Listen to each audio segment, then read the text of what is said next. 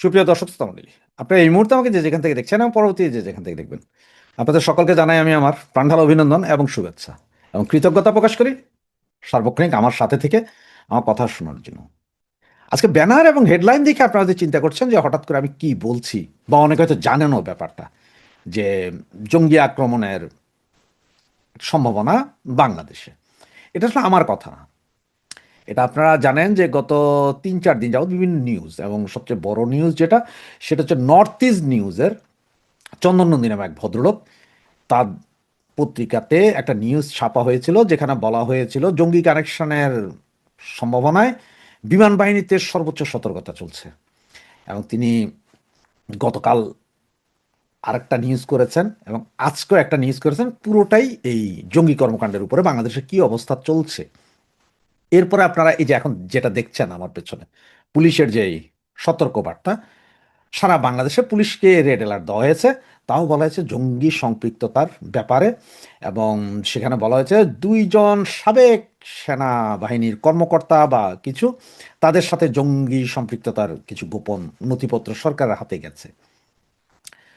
তবে এখানে সবচেয়ে বড় ব্যাপার যেটা, সেটা হচ্ছে যে আপনার 2024-এর 5ই আগস্টের পরবর্তী যেভাবে বিভিন্ন আপনার জেল থেকে জঙ্গিদেরকে ছেড়ে দেওয়া হয়েছিল, গত 2 বছরে যেভাবে জঙ্গি উৎপাত বেড়েছে, তাতে আপনারা সামান্যতম হলেও আঁচ করতে পারেন। যেটা আমরা এতদিন বলার পরও অনেকে বলেছে যে ধুর ভাই, এটা আপনাদের প্রভাগান্ডা বা আওয়ামী লীগের প্রভাগান্ডা, না দেশে মৌলবাদী নাই, দেশে ওই নাই সেই নেই। এরপরেও আপনারা দেখেছেন যে পাকিস্তানের তেহরিকি তালিবান টিটিপির সাথে একত হয়ে পাকিস্তানি সেনাবাহিনীর ভিতরে সাথে যুদ্ধ করতে গিয়ে 3 জন বা 4 জন বাংলাদেশি নিহত হয়েছেন। এছাড়া ভারতে আপনার মার্সেনারি গ্রেপ্তার হয়েছে 7 জন, এর মধ্যে 35 জন আবার জঙ্গি গ্রেপ্তার হয়েছে, যেখানের মধ্যে প্রায় 13 জনই বাংলাদেশি জঙ্গি। সব কাহিনী মিলে একটা বিতিবিচ্ছিরি অবস্থা। তার আপনাদের হয়তো প্রশ্ন থাকতে পারে যে নর্থ ইস্ট নিউজের চন্দন নন্দী কে। তবে আমার কাছে যতটুকু খবর আছে তাতে আপনাদের বলি, নর্থ ইস্ট নিউজের চন্দন নন্দীর বাবা একসময় র, মানে ইন্ডিয়ান যে গোয়েন্দা সংস্থা, পৃথিবীর বিখ্যাত 5টা গোয়েন্দা সংস্থার ভিতরে র একটা। আবার রকে হেল্প করে কিন্তু আপনার কেজিবি, মানে সাবেক রাশিয়ার যে গোয়েন্দা সংস্থা কেজিবি, এবং মোসাদ, ইসরায়েলের মোসাদ। আপনারা জানেন যে পৃথিবীর সবচেয়ে বিখ্যাত যদি বলা হয় এখন, নাম্বার 1-এ মোসাদ আছে, এরপর আছে সিআইএ, এরপরে কেজিবি আছে, টার্কির আছে, এবং র আছে।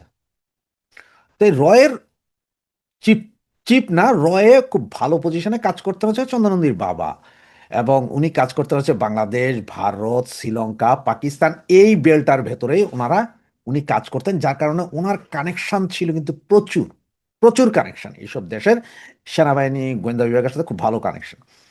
ওনার বাবা চাকরি নিয়ে মারা গিয়েছেন সম্ভবত, কিন্তু ওই কানেকশনের 99% এখন চন্দন নন্দীর সাথে আছে, উনি জানেন।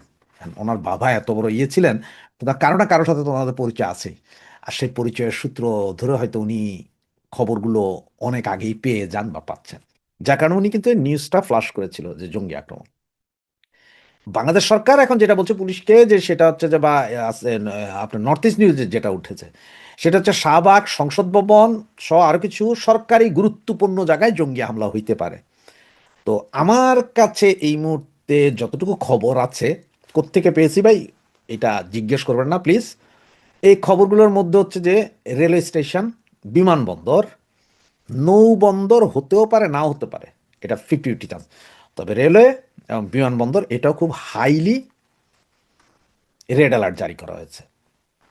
এদিকে আপনার খবরে দেখেছেন যে ঢাকা, চট্টগ্রাম এবং যশোর, এই 3 জায়গার বিমান বাহিনীর যে ঘাঁটিগুলো আছে এগুলোতে হাই অ্যালার্ট জারি করা হয়েছে। এখান থেকে সম্ভবত আপনার 7 বা 8 জনকে অলরেডি গ্রেপ্তার করা হয়েছে, বাকিদেরকে চোখে চোখে রাখা হয়েছে। সকলের ছুটি বাতিল করে দিয়েছে, সমস্ত মোবাইল ফোন একসাথে আপনার নিয়ে নিয়েছে। তার মানে একটা রেড অ্যালার্ট আছে। এছাড়াও আপনারা দেখতে পাচ্ছেন যে নির্বাচনের পর থেকে সেনাবাহিনী কিন্তু রাস্তা থেকে উঠে, সেনাবাহিনী কাজ করছে। তবে এখনকার যে রিপোর্ট, সেটা শুধুমাত্র বিমান বাহিনী না, বিমান, নৌ এবং সেনা 3 জায়গাতেই আছে এই এই গোষ্ঠী। এবং এইখানে সরকার যেটা বলছে 2 জনের পাওয়া গেছে যারা সাবেক, তা নয়, সাবেক কর্মকর্তার মধ্যে এর আগে আরেকজন সেনা কর্মকর্তাকে আমেরিকা পর্যন্ত পুরস্কার ঘোষিত, কি জিয়াউল হক বা কিছু একটা নাম, তাকে এখনো ধরা যায়নি। এছাড়াও অনেক জঙ্গি বেরিয়ে এসেছে, আপনারাও জানেন। তবে যতটুকু খবর, তার মধ্যে বিমান বাহিনীর 15 জন, নৌবাহিনীতে আছে 5 জন এবং সেনাবাহিনীতে আছে 20 জন, মোট 40 জন। এই সন্ত্রাসী জঙ্গি কর্মকাণ্ডের কারণে ওনারা এখন হয়তো গৃহবন্দী, জেলবন্দি তো হবে না, আর এরা যেহেতু এখনো সামরিক কর্মকর্তা, মানে ওনাদের আন্ডারে আছেন। এবং ওনাদের যা ফাইলপত্র ঘাটাঘাটি করা আছে তাতে দেখা গেছে যে ঠিকই আছে, পাকিস্তানের জঙ্গি গোষ্ঠী তেহরিক তালিবানের সাথে ওনাদের একটা সম্পর্ক আছে। ওনারা তাদের কাছ থেকে ট্রেনিং পেয়েছেন, তাদের ট্রেনিং দেন বিভিন্নভাবে। বাংলাদেশে পাকিস্তানের তেহরিক তালিবানের অনেকেই আসছেন, সেইখানেও ট্রেনিং নিয়েছেন। এটা কোথায় ট্রেনিং হয় কি হয় সেটা গোয়েন্দারাই বলতে পারে। এখন আমি বা আপনি যদি বলি এটা আসলে ঠিক হবে না। তো এই ঘটনায় এবং তারা বাংলাদেশে কিছু একটা ঘটাতে চলেছে। এখন কি ঘটাতে চলেছে বা কি হবে, কত লোক মারা যাবে, সেটা উপরালাই জানে। কিন্তু কিছু একটা ঘটনা, কারণ এখানেও ডিপ স্টেটের খেলা আছে। আপনাদের যদি ছোট করে একটা কথা বলি, যে নির্বাচনের আগে একসময় আপনারা জানতেন যে আওয়ামী লীগকে ফিরিয়ে আনে ইলেকশন করার একটা কথা চলছিল, কিন্তু সেখানে যতটুকু শুনেছি যে আওয়ামী লীগ নেত্রী রাজি হয়নি। তার কারণ হচ্ছে যে ওদের যে সংকল্প ছিল সেখানে ওরা জামাতকে ক্ষমতায় আনতে চেয়েছিল, ডিপ স্টেট নেত্রী রাজি হয়নি, যেটা আপনারা শুনে থাকবেন হয়তো। জামাতকে রাজি হয়নি, আবার জামাত ওইদিকে ইন্ডিয়া ভারত বর্ডারের সব অঞ্চলে সবগুলোতে জিতেছে, মমতা দিদির অবদান নাকি শোনা যাচ্ছে। তো এইসব কারণ মিলে সম্ভবত আপনার ওই ডিপ স্টেটের ওই খেলা, যে চায়নাকে বাধা দিতে হবে। সুতরাং চায়নাকে বাধা দিতে হইলে কি করতে হবে, চায়না যাতে বাংলাদেশের দিকে না আসতে পারে, বা ভারত যাতে বাংলাদেশের মানে বাংলাদেশকে অস্থিতিশীল করে ভারতকে অস্থিতিশীল করা, আর এইদিকে ওরা এখানে থেকে চায়নার উপরে চোখ রাখা। এটা হচ্ছে মূল কাহিনী। আর যদি এইসব সন্ত্রাসী আক্রমণ বা জঙ্গি আক্রমণ না করতে পারে, তাহলে আমেরিকা খুব দ্রুত বাংলাদেশে ঢোকা সম্ভব না। ওইদিকে মায়ানমারের যে গোষ্ঠীগুলা এখন যুদ্ধ করছে, যাদের এখন দরকার চট্টগ্রাম সহ সেভেন সিস্টার কিছু অংশ এগুলো দখল করা, মানে একটা জিও পলিটিক্স একটা বিশাল খেলা চলতেছে। তবে এটা যে কালকে হয়ে যাবে, পরশু হয়ে যাবে, বা 2 মাস 2 বছরের ভেতর হবে তা না।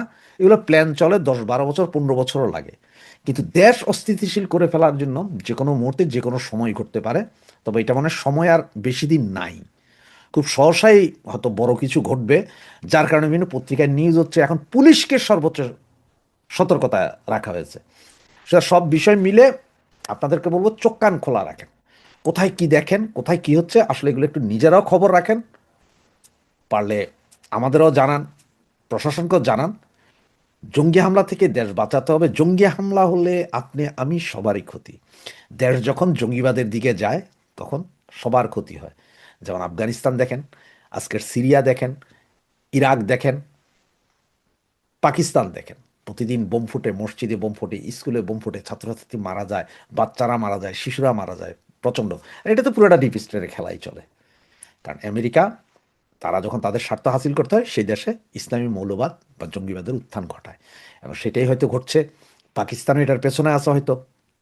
তবে তেহরিকি তালিবান যেহেতু পাকিস্তান সরকারকে নাকে দম করে রেখেছে, সুতরাং সেটা এখন এখানে বাংলাদেশে এসে তারা কি করবে সেটা হচ্ছে মূল বিষয়। তবে অবস্থা খুব সঙ্গীন। আপনাদের 40 জন সামরিক কর্মকর্তা, আর্মি নেভি বিমানে 40 জন স্টিল নাও তারা কাজ করে। এই ধরনের 40 জনের উপরে নজর রেখেছে সামরিক গোয়েন্দা সংস্থা, ডিজিএফআই, সবাই। এবং সারা বাংলাদেশে পুলিশকে রেড অ্যালার্ট করা হয়েছে। শুধুমাত্র সংসদ ভবন বা ইয়ে নয়, আপনার কি বলে শাহবাগ না, সরকারি কোনো যে স্থাপনাগুলো বলা হচ্ছে, এছাড়াও মানুষ যাতে প্যানিক না হয় যার কারণে বলা হয়নি, রেলওয়ে স্টেশন, বিমানবন্দর, নৌপথ এবং কিছু স্কুল, মাদ্রাসা স্কুলও এই অঘটন ঘটতে পারে। চোখ কান খোলা রাখুন, দেখতে থাকি, আমরা খবর পেলে আপনাদের জানাবো। জয় বাংলা, জয় বঙ্গবন্ধু।